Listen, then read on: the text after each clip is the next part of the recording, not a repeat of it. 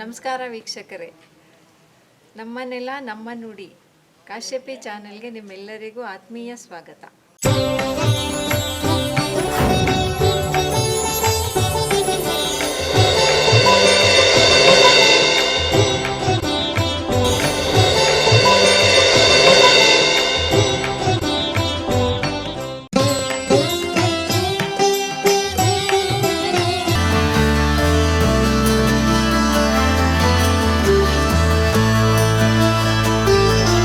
ನಮಸ್ಕಾರ, ನಾನು ಕಶ್ಯಪಿ ಚಾನೆಲ್ಗೆ ಮಾತಾಡ್ತಾ ಇದ್ದೀನಿ.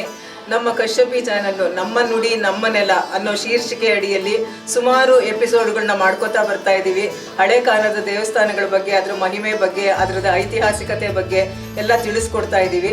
ಇವತ್ತು ದೊಡ್ಡಬಳ್ಳಾಪುರದಲ್ಲಿರುವ ಕಾಶಿ ವಿಶ್ವೇಶ್ವರ ದೇವಸ್ಥಾನದ ಒಂದು ಮಹಿಮೆನ, ಅದರದ್ದು ಒಂದು ಇತಿಹಾಸನ ಹೇಳ್ತಾ ಇದೆ.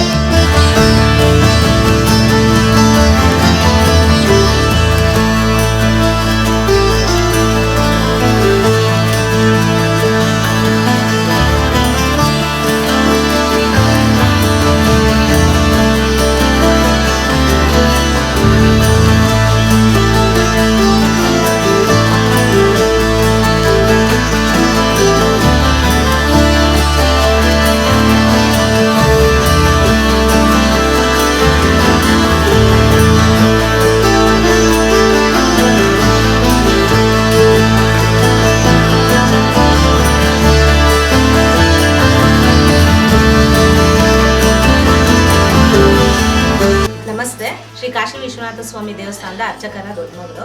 ಈಗ ನಾನು ನಮ್ಮ ಕಾಶಿ ವಿಶ್ವನಾಥ ಸ್ವಾಮಿ ದೇವಸ್ಥಾನದ ಇತಿಹಾಸನ ಹೇಳ್ತಾ ಇದ್ದೀನಿ.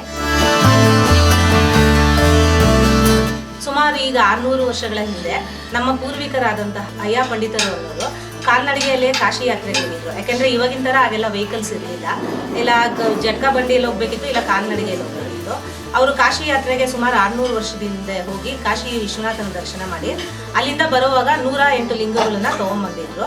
ಆ 108 ಲಿಂಗಗಳನ್ನ ತರುವಾಗ ಬರೋ ದಾರಿಯಲ್ಲೆಲ್ಲ ಸಿಗುವ ಕ್ಷೇತ್ರಗಳಲ್ಲೆಲ್ಲ ಒಂದೊಂದು ಪ್ರತಿಷ್ಠಾಪನೆ ಮಾಡಿಕೊಂಡು ಇಲ್ಲಿ 3 ಲಿಂಗಗಳು ಉಳಿದು ದೊಡ್ಡಬಳ್ಳಾಪುರಕ್ಕೆ ಬರುವಾಗ ಅದನ್ನ ತಂದು ಇದೇ ಜಾಗದಲ್ಲೇ ಇಟ್ಟಿದ್ರು. ಅವಾಗ ಈ ಥರ ಗುಡಿ ಏನೂ ಇರಲಿಲ್ಲ, ಖಾಲಿ ಜಾಗ ಇತ್ತು. ಅವಾಗ ಆ 3 ಲಿಂಗ ಇಟ್ಟಿದ್ರಂತೆ. ಒಂದು ಲಿಂಗ ಅಂತಂದು ಈಗ ನೀವೇನು ನೋಡ್ತಾ ಇದ್ದೀರಾ ಕಾಶಿ ವಿಶ್ವನಾಥ ಸ್ವಾಮಿ, ಇಲ್ಲಿ ಒಂದು ಪ್ರತಿಷ್ಠಾಪನೆ ಮಾಡಿದ್ದಾರೆ. ಹಾಗಾಗಿ ಇದನ್ನ ಕಾಶಿ ವಿಶ್ವನಾಥ ಸ್ವಾಮಿ. ಇನ್ನ 2 ಲಿಂಗನ ಹಾಗೆ ಉಳಿಸ್ಕೊಂಡಿದ್ರು. ಇನ್ನೊಂದು ಲಿಂಗನ ಇಲ್ಲಿ ಸುಮಾರು ಈ ಜಾಗದಿಂದ 2 ಕಿಲೋಮೀಟರ್ ಆಚೆ ಅರ್ಕಾವತಿ ಅನ್ನೋ ಕ್ಷೇತ್ರ ಇದೆ. ಅಲ್ಲಿ ಅರ್ಕಾವತಿ ನದಿ ಹರಿಯುತ್ತೆ. ಅಲ್ಲೊಂದು ಲಿಂಗನ ಪ್ರತಿಷ್ಠಾಪನೆ ಮಾಡಿದ್ರು. ಮತ್ತೆ ಇನ್ನೊಂದು ಲಿಂಗ ಹಾಗೆ ಉಳಿದಿತ್ತು. ಇಲ್ಲಿ ನಮ್ಮ ದೇವಸ್ಥಾನದ ಒಂದು ಕಲ್ಯಾಣಿ ಇದೆ. ಮೊದಲು ಕಲ್ಯಾಣಿ ಇರಲಿಲ್ಲ, ಖಾಲಿ ಜಾಗ ಇತ್ತು. ದೇವಸ್ಥಾನ ಇರೋದ್ರಿಂದ ಒಂದು ಕಲ್ಯಾಣಿ ಕಟ್ಟಬೇಕು ಅಂತ ಅವ್ರಿಗೆ ಪ್ರೇರಣೆ ಆಯ್ತಂತೆ. ಹಾಗಾಗಿ ಕಲ್ಯಾಣಿ ಕಟ್ತಾ ಇದ್ರು. ಬೆಳಿಗ್ಗೆಯಿಂದ ಸಾಯಂಕಾಲವರೆಗೂ ಕಾಮಗಾರಿ ಆಗೋದು, ಸಾಯಂಕಾಲ ಎಲ್ಲ ರೆಸ್ಟ್ ಮಾಡ್ತಾ ಇರೋರು. ಬೆಳಿಗ್ಗೆ ಎದ್ದು ನೋಡೋದ್ರೊಳಗೆ ಮತ್ತೆ ಕಟ್ಟಿದ್ದು ಕಟ್ಟಡ ಎಲ್ಲ ಬಿದ್ದೋಗ್ಬಿಡೋದಂತೆ. ಸುಮಾರು ಒಂದು 5 ಸಲ ಇದೇ ಥರ ಆಯ್ತಂತೆ. ಯಾಕೆ ಈ ಥರ ಆಗ್ಬೋದು ಅಂತ ಯೋಚನೆ ಮಾಡಿಕೊಂಡು ಅದೇ ಯೋಚನೆಯಲ್ಲೇ ಇದೇ ಜಾಗದಲ್ಲೇ ಮಲಗಿದ್ರಂತೆ. ಆಗ ಕಾಶಿ ವಿಶ್ವನಾಥ ಸ್ವಾಮಿ ಅವ್ರ ಕನಸಲ್ಲಿ ಬಂದ್ಬಿಟ್ಟು, ಇನ್ನು ಉಳಿದಿದೆಯಲ್ಲ ಒಂದು ಲಿಂಗ, ಅದನ್ನ ನೀನು ಆ ಕಲ್ಯಾಣಿ ಕಟ್ತಾ ಇದ್ದೀರಲ್ಲ, ಫಸ್ಟ್ ಅದೇ ಮೂಲೆಯಲ್ಲಿ ಪ್ರತಿಷ್ಠಾಪನೆ ಮಾಡು, ನಾನು ಕಟ್ಟಡನ ಉಳಿಸ್ಕೊಡ್ತೀನಿ ಅಂತ ಹೇಳಿದ್ರಂತೆ. ಹಾಗಾಗಿ ಅವರು ಮಾರನೇ ದಿನನೇ ಎಲ್ಲ ರೆಡಿ ಮಾಡಿಕೊಂಡು ಸ್ವಾಮಿನ ದೇವಮೂಲೆಯಲ್ಲಿ ಪ್ರತಿಷ್ಠಾಪನೆ ಮಾಡಿರಂತೆ. ಮತ್ತೆ ಅವಾಗ ಕಟ್ಟಡ ನಿಲ್ಲಕ್ಕೆ ಶುರು ಆಯ್ತಂತೆ. ಇವಾಗ ನೀವು ನೋಡ್ಬೋದು ಅಲ್ಲಿ ಕಲ್ಯಾಣಿ ಇದೆ. ಅಲ್ಲಿ ಅರ್ಕಾವತಿ ನದಿ ಗುಪ್ತಗಾಮಿನಿಯಾಗಿ ಬಂದು ಹರಿತಾರೆ ಇವಾಗೂ ಕೂಡ. ಇದು ಇಲ್ಲಿನ ಇತಿಹಾಸ. ಇಲ್ಲಿ ಸುಮಾರು ಇತಿಹಾಸ ಪ್ರಸಿದ್ಧ ಜಾಗಗಳಿವೆ. ಮೊದಲನೇದಾಗಿ ಇಲ್ಲಿ ವಿಶಾಲಾಕ್ಷಿ. ಮೊದಲು ಬರೀ ಗುಡಿ ಮಾತ್ರ ಇತ್ತು ಇಲ್ಲಿ ದೇವಸ್ಥಾನದಲ್ಲಿ. ಗುಡಿ ಅಂದ್ರೆ ಗೊತ್ತಲ್ಲ ನಿಮ್ಗೆ, ಚಿಕ್ಕದಾಗಿತ್ತು. ಭಕ್ತಾದಿಗಳ ಸಹಕಾರದಿಂದ ಒಂದು ಚಿಕ್ಕದು ದೇವಸ್ಥಾನ ನಿರ್ಮಾಣ ಆಯಿತು. ಮತ್ತೆ ಪಾರ್ವತಿ ದೇವ್ರನ್ನ ಪ್ರತಿಷ್ಠಾಪನೆ ಮಾಡಿದ್ರು. ಪ್ರತಿಷ್ಠಾಪನೆ ಮಾಡಿದ್ಮೇಲೆ ಇಲ್ಲಿ ಗಗನಾರಿಯರು ಅಂತ ಇದ್ದಾರೆ.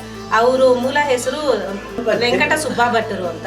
ಅವರು ತೆಂಗಿನ ಮರದ ಮೇಲೆ ಕೂತ್ಕೊಂಡು ತಪಸ್ ಮಾಡ್ತಿದ್ದಕ್ಕೆ ಅವ್ರಿಗೆ ಗಗನಾರಿಯರು ಅಂತ ಹೆಸರು. ಇಲ್ಲಿ ಶ್ರೀಚಕ್ರನ ಪ್ರತಿಷ್ಠಾಪನೆ ಮಾಡಿದ್ದಾರೆ. ನೀವು ಆಮೇಲೆ ನೋಡ್ಬೋದು ಇಲ್ಲಿ ಶ್ರೀಚಕ್ರದ. ಮತ್ತೆ ಇಲ್ಲಿ ಪಕ್ಕದಲ್ಲಿ ಗಣಪತಿ ಇದೆ. ಆ ಗಣಪತಿ ಮುಂದೆನೆ ಇನ್ನೊಂದು ಚಿಕ್ಕದಾಗಿ ಉದ್ಭವ ಗಣಪತಿ ಒಂದು ಉದ್ಭವ ಆಗಿದೆ, ಅದನ್ನು ಕೂಡ ನೋಡ್ಬೋದು. ನಾವು ಪ್ರತಿಷ್ಠಾಪನೆ ಮಾಡಿದ ನಮ್ಮ ಪೂರ್ವಿಕರು ಎಡಮೂರಿ, ಉದ್ಭವ ಆಗಿರೋದು ಬಲಮೂರಿ ಗಣಪತಿ. ಮತ್ತೆ ಇಲ್ಲಿ ನವಗ್ರಹ ದೇವಸ್ಥಾನನ ಕಾಣಬಹುದು ನೀವು, ಅದು ಕೂಡ ಭಕ್ತಾದಿಗಳೇ ಕಟ್ಸ್ಕೊಟ್ಟಿರೋದು. ಇನ್ನೊಂದು ಇಲ್ಲಿನ ವಿಶೇಷತೆ ಏನಂದ್ರೆ ಇಲ್ಲಿ ಬನ್ನಿ ಮರ ಇದೆ, ಶಮಿ ವೃಕ್ಷ ಅಂತ ನಾವು ಕರಿತೀವಿ. ಇದು ಕೂಡ ಒಂದು 600 ವರ್ಷದ ಹಿಂದಿನ ಬನ್ನಿ ಮರ. ನೀವು ನೋಡ್ಬೋದು, ಕಾಂಡನೇ ಸುಮಾರು ದೊಡ್ಡದಾಗಿದೆ. ಎಲ್ಲ ಬಂದಿರೋರೆಲ್ಲ ಹೇಳ್ತಾರೆ ಇದು ಕರ್ನಾಟಕದಲ್ಲಿ 2ನೇ ಬನ್ನಿ ಮರ ಅಂತ. ಯಾಕಂದ್ರೆ ಆ ಸೈಜ್ ಇರೋದು ಮೈಸೂರಲ್ಲಿ ಒಂದು ಇದೆಯಂತೆ. ಅದು ಬಿಟ್ಟರೆ ನೆಕ್ಸ್ಟ್ ನಮ್ಮ ದೊಡ್ಡಬಳ್ಳಾಪುರದಲ್ಲಿರೋ ಈ ಬನ್ನಿ ಅದೇ ಶಮಿ ವೃಕ್ಷನೇ ಅಂತ ಎಲ್ಲರೂ ಹೇಳ್ತಾರೆ.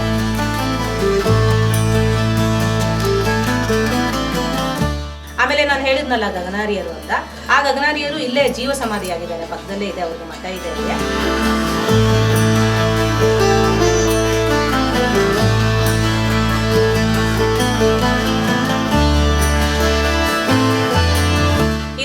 ಇತಿಹಾಸ. ಫಸ್ಟ್ ಚಿಕ್ಕದಾಗಿದ್ದ ಒಂದು ಗುಡಿ ಈಗ ಭಕ್ತಾದಿಗಳ ಸಹಕಾರದಿಂದ ಮತ್ತೆ ನಮ್ಮ ತಂದೆಯವರ ಕಷ್ಟದಿಂದ ಈ ಮಟ್ಟಕ್ಕೆ ದೇವಸ್ಥಾನ ಆಗಿದೆ.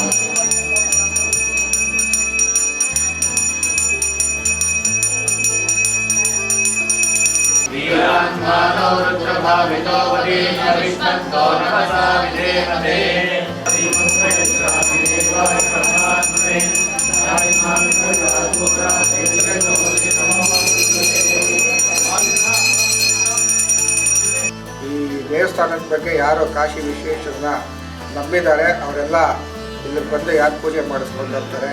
ಮತ್ತು ಇಲ್ಲಿ ಏನಂದರೆ ಈ ದೇವಾಂಗದವರು ಅಂತ ನಮ್ಮ ದೊಡ್ಡಬಳ್ಳಾಪುರದಲ್ಲಿ ನೇಯ್ಗೆಯರು ಅಂತ ಹೇಳ್ತಾರೆ.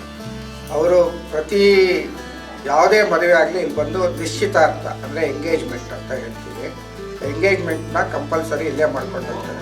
ಯಾವುದೇ ಒಂದು ದೊಡ್ಡ ಕುಟುಂಬ ಇರಲಿ ಚಿಕ್ಕ ಕುಟುಂಬ ಇರಲಿ, ಅವರು ಫಸ್ಟ್ ಬಂದು ಗಂಡು ಹೆಣ್ಣನ್ನು ಇಲ್ಲಿ ತೋರಿಸ್ತಾರೆ, ದೇವರ ಮುಂದೆ ತೋರಿಸಿ ಅವರೊಂದು ವಿನಿಮಯ, ಅವರೊಂದು ಪರಸ್ಪರ ವಿನಿಮಯ, ಅವ್ರದ್ದು ಅವರ ಮನೆತನ ಹೇಗಿದೆ, ಇವ್ರ ಮನೆತನ ಹೇಗಿದೆ, ಮತ್ತು ಗಂಡು ಹೆಣ್ಣು ಅವರು ಮಾತುಕತೆ ಮಾಡಿಕೊಂಡು ಆಮೇಲೆ ಬಂದು ಇಲ್ಲೇ ಎಂಗೇಜ್ಮೆಂಟ್ ಮಾಡಿಕೊಂಡು ಅವರ ಇಷ್ಟದಂತೆ ಎಲ್ಲಿ ಬೇಕಾದರೂ ಮದುವೆ ಮಾಡ್ಕೊಳ್ತಾರೆ. ಬಟ್ ಮಾತುಕತೆ ನಿಶ್ಚಿತಾರ್ಥ ಇಲ್ಲೇ ಬಂದು ಮಾಡ್ಕೊಂಡಿರ್ತಾರೆ. ಇದನ್ನು ಇಲ್ಲಿನ ಒಂದು ವಿಶೇಷ.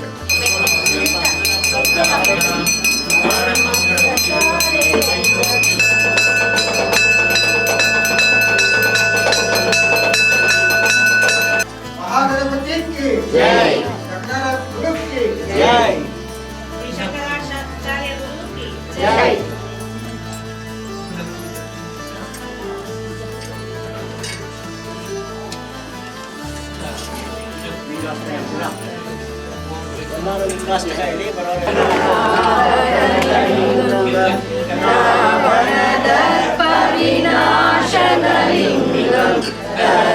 ಇಲ್ಲಿ ಈ ಕಾಶಿ ವಿಶಾಲಾಕ್ಷಿ ವಿಶ್ವನಾಥ ಸ್ವಾಮಿ ದೇವಾಲಯದ ಒಂದು ಪ್ರತೀತಿ ಏನಂದ್ರೆ, ಯಾರಾದರೂ ಕಾಶಿ ಯಾತ್ರೆ ಮಾಡಕ್ಕೆ ಹೋಗ್ಬೇಕಾದ್ರೆ ಅವ್ರು ಮೊದಲು ಬಂದು ಇದು ಕಾಶಿಯಷ್ಟೇ ಶ್ರೇಷ್ಠವಾದಂಥದ್ದು, ಅದಕ್ಕೆ ಇಲ್ಲಿ ಬಂದು ಈ ಕಾಶಿ ವಿಶ್ವನಾಥನ ಒಂದು ದರ್ಶನವನ್ನು ಮಾಡಿ ಆ ಸ್ವಾಮಿಯ ಒಂದು ಅನುಜ್ಞೆಯನ್ನು ಪಡೆದುಕೊಂಡು ಅವರು ಕಾಶಿ ಯಾತ್ರೆಗೆ ಹೋಗಿ ಬರ್ತಾರೆ. ಮತ್ತೆ ಅಲ್ಲಿ ಕಾಶಿ ವಿಶ್ವೇಶ್ವರನ ಒಂದು ದರ್ಶನವನ್ನು ಪಡೆದುಕೊಂಡು ಪುನಃ ಮತ್ತೆ ಇಲ್ಲಿ ಬಂದು ಅಲ್ಲಿ ದರ್ಶನ ಮಾಡಿರುವುದನ್ನ ಬಂದು ಈ ಸ್ವಾಮಿಗೆ ಒಪ್ಪಿಸ್ತಾರೆ. ಇದು ಇಲ್ಲಿನ ಒಂದು ಹೆಚ್ಚಿನ ಒಂದು ಪ್ರತೀತಿ ಅಂತ ಹೇಳಬಹುದಾಗಿದೆ. ಬಡಿ ಕುಡಿಯುತ್ತಡೆ ಈ ಅಂದಾದ ಚಂದದ ಬಟ್ಟೆಯಲ್ಲಿ ನಡು ಬಟ್ಟೆಯಲ್ಲಿ ಬಾಬಾರು ಶಂಕರ ಗುಡಿಯಲ್ಲಿ ತೋರುವಿನ ರೂಪವು ಎದುರಿನಲ್ಲಿ ನಮ್ಮ ಎದುರಿನಲ್ಲಿ ಅದನ್ನು ತಂದು ನಿನಗೆ ಅಡಿ ಪಾಡುತ್ತಲೇ ಬಡಿ ಕುಡಿಯುತ್ತಲೇ ಅಡಿ ಪಾಡುತ್ತಲೇ ಬಡಿ ಕುಡಿಯುತ್ತಲೇ ಈ ಅಂದಾದ ಚಂದದ ಬಟ್ಟೆಯಲ್ಲಿ ಬಾಬಾರೋ ಶಂಕರ. ಈ ದೇವಸ್ಥಾನದ ಇತಿಹಾಸದ ಇನ್ನೊಂದು ಏನಂದರೆ, ಇಲ್ಲಿ 5 ವಾರ ರುದ್ರಾಭಿಷೇಕ ಮಾಡಿಸಿದ್ರೆ ಏನೇ ಅವರ ಕಷ್ಟ ಕಾರ್ಪಣ್ಯಗಳು ಏನೇ ಇದ್ರೂ ಮತ್ತು ಆರೋಗ್ಯ ಸಮಸ್ಯೆ ಇದ್ರೂ, ಜೊತೆಗೆ ಇಲ್ಲಿ ಬನ್ನಿ ಮರ ಇರೋದ್ರಿಂದ ಪ್ರತಿದಿನ ಬೆಳಗ್ಗೆ ಒಂದು 9 ವಾರ ಬನ್ನಿ ಮರದ ಪ್ರದಕ್ಷಿಣೆ ಮಾಡಿದ್ರೆ ಅವರಿಗೆ ಸಕಲ ಸನ್ಮಾನಗಳು ಉಂಟಾಗುತ್ತೆ ಅಂತ ಇಲ್ಲಿನ ಒಂದು ಇತಿಹಾಸ ಹೇಳುತ್ತೆ. ಇಲ್ಲಿ ಸುಮಾರು ಜನ ಭಕ್ತಾದಿಗಳು ಬಂದು ರುದ್ರಾಭಿಷೇಕ ಪ್ರದಕ್ಷಿಣೆ ಎಲ್ಲ ಮಾಡಿ ಅವರ ಕಷ್ಟಗಳನ್ನು ಪರಿಹರಿಸ್ಕೊಳ್ತಾ ಇದ್ದಾರೆ. ಇಲ್ಲಿನ ಒಂದು ವಿಶೇಷತೆ ಕಾಶಿ ವಿಶ್ವನಾಥನ ಅನುಗ್ರಹದಿಂದ ಎಲ್ಲ ಒಳ್ಳೆಯದಾಗ್ತದೆ.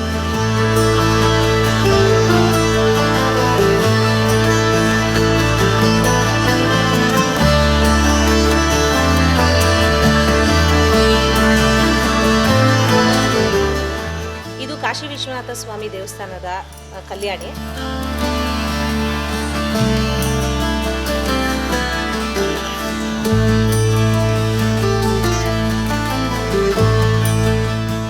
ಮತ್ತು ಇದು ಆಂಜನೇಯ ಸ್ವಾಮಿ. ಆಂಜನೇಯ ಸ್ವಾಮಿ ಗುಡಿ ಕಟ್ಟಿ ಒಂದು 250 ವರ್ಷ ಆಗಿದೆ.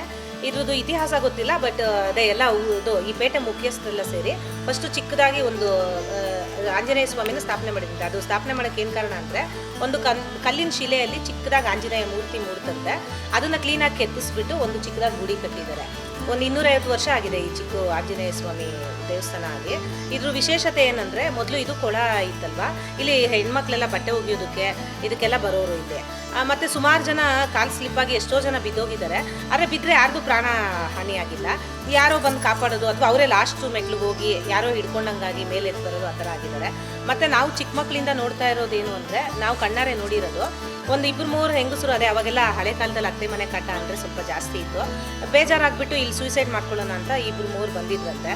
ಬಂದಿರೋರ್ಗೆ ಏನು ಅನ್ನಿಸ್ತೋ ಏನೋ ಗೊತ್ತಿಲ್ಲ, ಸೂಸೈಡ್ ಮಾಡ್ಕೊಳ್ಳೋಕೆ ಬಂದಿದ್ದವರು ಯಾಕೋ ದೇವಸ್ಥಾನ ಇದೆ, ಹೋಗ್ತಿದ್ದೀವಿ, ದೇವ್ರಿಗೂ ನಮಸ್ಕಾರ ಹಾಕೋಗೋಣ ಅಂದ್ಬಿಟ್ಟು ಗುಡಿ ಒಳಗೆ ಬಂದು ನಮಸ್ಕಾರ ಆಗ್ತಿದ್ದಂಗೆ ಅವರ ಮನಸ್ಸು ಪರಿವರ್ತನೆ ಆಗಿ, ಅಯ್ಯೋ ಯಾರಿಗೂ ಇಲ್ದಿರೋ ಕಷ್ಟ ಇದೆಯಾ ನನಗೆ, ಅದೇ ದೇವ್ರು ಇದನ್ನು ಬಿಡು, ಕಾಪಾಡ್ತಾನೆ ಬಿಡು ಅಂದ್ಬಿಟ್ಟು ಆತ್ಮಹತ್ಯೆಗೆ ಬಂದಿದ್ದವ್ರು ಎಷ್ಟೋ ಜನ ಮನೆಗೆ ಹೋಗಿ ತಮ್ಮ ಸಂಸಾರದ ಏನೇನು ತಾಪತ್ರ ಇದೆ ಎದುರಿಸಿ ಇವತ್ತು ಚೆನ್ನಾಗಿದ್ದಾರೆ.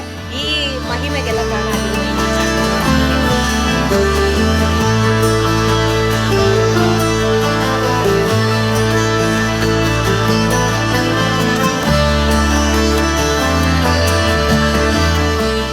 ನಾವೆಲ್ಲ ಚಿಕ್ಕ ಮಕ್ಕಳಿಂದ ಕರೀತಾ ಇರೋದೇನೆಂದರೆ, ಯಾರು ಸೂಸೈಡ್ ಮಾಡ್ಕೊಬೇಕಂದ್ರೆ ಆಂಜನೇಯಗೆ ಒಂದು ನಮಸ್ಕಾರ ಮಾಡಿದರೆ ಅವ್ರ ಮನಸ್ಸು ಪರಿವರ್ತನೆ ಆಗುತ್ತೆ ಅನ್ನೋದು ನಮ್ಮ ನಂಬಿಕೆ, ಇಲ್ಲಿನ ನಂಬಿಕೆ.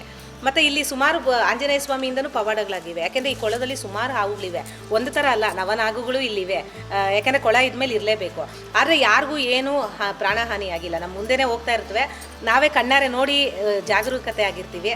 ಅಥವಾ ನಾವು ಬರ್ತಿದ್ದೀವಿ ಅಂದರೆ ಅದೇ ಹೆಡೆ ಎತ್ತಿ ನಮಗೆ ತೋರಿಸುತ್ತೆ, ನಾವು ಇಲ್ಲಿ ಇದ್ದೀವಿ, ನೀವು ಬರಬೇಡಿ ಅಂತ.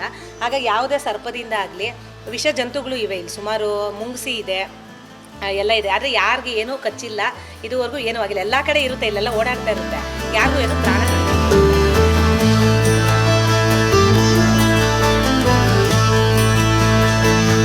ನಾನು ನಮ್ಮ ತಂದೆ, ನಮ್ಮ ಮನೆಯವರ ಹೆಸರಲ್ಲಿ ಒಂದು ಶಂಕರಾಚಾರ್ಯ ವಿಗ್ರಹನ ಸ್ಥಾಪನೆ ಮಾಡಬೇಕು ಅಂತ ಮನಸ್ಸಲ್ಲಿ ಅಂದ್ಕೊಂಡೆ.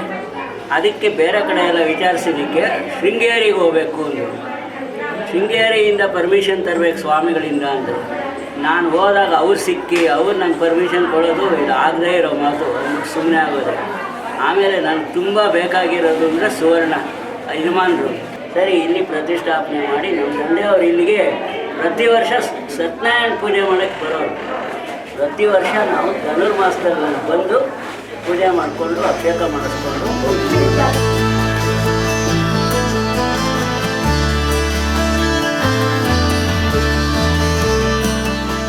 ದೊಡ್ಡಬಳ್ಳಾಪುರದಲ್ಲಿ ನಮ್ಮ ತಂದೆಯವ್ರ ಕಾಲದಿಂದಲೂ ಈ ದೇವಸ್ಥಾನ ಅವರ ದಂಪತಿಗಳು ನಮಗೆ ಭಾಳ ಬೇಕಾದವರು. ಅಲ್ಲಿ ಸುವರ್ಣ ಅಮ್ಮನ ಅಂತ ಅವರಿಗೆ ತುಂಬ ಸಹಾಯ ಮಾಡೋದ್ರಿಂದ ಈ ಕೆಲಸ ಇವತ್ತಿನವರೆಗೂ ಸುಸಲಿತವಾಗಿ ನಡೀತಾ ಇದೆ. ಬೆಂಗಳೂರು JP ನಗರದಿಂದ ಬರ್ತೀನಿ. ನಮ್ಮ ಫ್ಯಾಮಿಲಿಯವರು ಪ್ರತಿ ವರ್ಷ ಇಲ್ಲಿಗೆ ಧನುರ್ಮಾಸದ ಟೈಮಲ್ಲಿ ಬಂದು ದೇವರ ಈ ಒಂದು ಪೂಜಾ ಕಾರ್ಯಕ್ರಮದಲ್ಲಿ ಎಲ್ಲರೂ ಮನೆಯವರೇ ಸೇರಿ ಮಾಡಿ ಭಾಗವಹಿಸಿ ಒಂಥರ ಮನೆ ದೇವಸ್ಥಾನದ ಥರ ಆಗಿದೆ ಇಲ್ಲಿ. ಇತ್ತೀಚೆಗೆ ನಮ್ಮ ಅಣ್ಣ ಅವರು ಇಲ್ಲಿ ಶಂಕರಾಚಾರ್ಯವನ್ನು ಸ್ಥಾಪನೆ ಮಾಡಿದ್ರು. ಮೊದಲು ಸುಮಾರು ವರ್ಷಗಳಿಂದ ಇಲ್ಲಿ ನಮ್ಮ ವೆಂಕಟ ಭಟ್ರು, ನಾಗಮ್ಮನವರು ಅಂತ ನಮ್ಮ ಹಿರಿಯ ತಲೆಗಳು ಅವರು ಈ ದೇವಸ್ಥಾನ ಕಾಶಿ ವಿಶ್ವನಾಥ ದೇವಸ್ಥಾನ ಸ್ಥಾಪನೆ ಮಾಡಿ ಪ್ರತಿ ವರ್ಷ ಇಲ್ಲಿ ವಿಶೇಷವಾದ ಪೂಜೆಗಳಿಗೆ ನಾವು ಬರ್ತಾಯಿದ್ವಿ. ಇವಾಗ ಪ್ರತಿ ವರ್ಷ ಧನುರ್ಮಾಸದಲ್ಲಿ ಬಂದು ಪೂಜಾ ಕಾರ್ಯಗಳನ್ನು ನೆರವೇರಿಸಿ ಎಲ್ಲರ ಜೊತೆ ಭಾಗಿಯಾಗಿ ನಮ್ಮನ್ನೆಲ್ಲ ಕೂಡಿಕೊಂಡು ಹೋಗ್ತೀವಿ. ಇದೊಂದು ನಾವು ಪ್ರತಿ ವರ್ಷ ಸಂಕಲ್ಪ ಮಾಡ್ಕೊಂಡಿದ್ವಿ. ಇದಕ್ಕೆಲ್ಲ ಸುವರ್ಣ ಅವರು ಮುಂದಾಳತ್ವದಲ್ಲಿ ಬಂದು ಇದಕ್ಕೆಲ್ಲ ಅರೇಂಜ್ ಮಾಡಿದ್ದಾರೆ. ತೋರು ನಿನ್ನ ರೂಪವನ್ನು ಎದುರಿನಲ್ಲಿ, ನಮ್ಮ ಎದುರಿನಲ್ಲಿ ಬಾಬಾರು ಶಂಕರ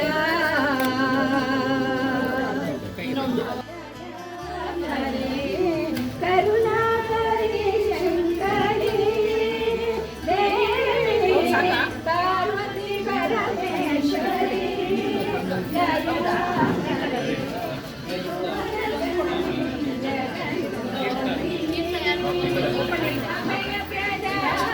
ದೇವಸ್ಥಾನದ ಬಗ್ಗೆ ವಿಶೇಷತೆ ಎಲ್ಲ ಎಲ್ಲರೂ ಕೇಳಿದ್ದೀರಾ. ಇಲ್ಲಿರೋರೆಲ್ಲರೂ ಈ ದೇವಸ್ಥಾನಕ್ಕೆ ಸಂಬಂಧಪಟ್ಟಿರೋರು, ಮತ್ತು ಅಂದಿನಿಂದ ಇಂದಿನವರೆಗೂ ದೇವರಿಗೆ ಒಂದು ಒಳ್ಳೇದಾಗ್ಲಿ ಅಂತ ಹೇಳ್ಬಿಟ್ಟು ಮಾಡ್ಕೊಂಡು ಬರ್ತಾ ಇರೋದ್ರಿಂದ ದೇವಸ್ಥಾನ ಇಷ್ಟು ಇಂಪ್ರೂವ್ ಆಗ್ತಾ ಇದೆ. ಪ್ರತಿಷ್ಠಾಪನೆ ಮಾಡ್ಬೇಕಾದ್ರೆ ಆ ಲಿಂಗನ ಕಾಶಿಗೆ ನಡ್ಕೊಂಡು ಬಂದು ತಗೊಂಡು ಬಂದಿರೋ ಅಂತ ಲಿಂಗ. ಹಾಗಾಗಿ ಇದ್ರದ್ದು ಒಂದು ವಿಶೇಷತೆ ಇದ್ದೇ ಇದೆ. ಹಿಂದಿನ ಕಾಲದಲ್ಲಿ ಯಾವ ತರ ದೇವಸ್ಥಾನ ಇತ್ತು ಅದೇ ತರದ ದೇವಸ್ಥಾನ ಕಟ್ಟಡ ಇರೋದ್ರಿಂದ ಇದಕ್ಕೆ ಒಂದು ಶೋಭೆ ಇದೆ. ಈಗ ಅಂದ್ರೆ ಎಲ್ಲ ಮಾಡರ್ನೈಸ್ ಮಾಡ್ತಾರೆ, ಹಾಗಾಗಿ ಒಂಥರ ದೇವ್ರದ್ದು ವಿಗ್ರಹ ಒಂದಿರುತ್ತೆ, ಬಾಕಿ ಎಲ್ಲ ಚೇಂಜ್ ಇರುತ್ತೆ. ಇದು ಆ ಕಾಲದಿಂದ ಈ ಕಾಲದ ತನಕ ಇದೇ ತರ ವಿಗ್ರಹ ಇದೆ. ಹಾಗಾಗಿ ಇದಕ್ಕೊಂದು ಶ್ರೇಷ್ಠತೆ ಇದೆ. ಮತ್ತೆ ಇದಕ್ಕೆ ಒಪ್ಕೊಂಡವರು ಅಂದ್ರೆ ಇದನ್ನ ನಂಬಿದವರಿಗೆ ದೇವರು ನಿಜವಾಗ್ಲೂ ಎಲ್ಲಾ ತರದಲ್ಲೂ ಒಳ್ಳೇದ್ ಮಾಡ್ತಾ ಇದ್ದಾನೆ. ಹಾಗಾಗಿ ಇದ್ರದ್ದು ಒಂದು ವಿಶೇಷತೆ ಇದೆ. ನೀವು ದಯವಿಟ್ಟು ಕಶ್ಯಪಿ ಚಾನಲ್ ನೋಡಿದಾಗ ನಿಮ್ಗೆ ಎಲ್ಲ ಹಳೆ ದೇವಸ್ಥಾನದ ಇತಿಹಾಸಗಳು, ಅದ್ರದ್ದು ಮಹಿಮೆ ಎಲ್ಲಾನು ತಿಳಿಯುತ್ತೆ. ದಯವಿಟ್ಟು ಎಲ್ಲರೂ ಕಶ್ಯಪಿ ಚಾನಲ್ನ ನೋಡಿ.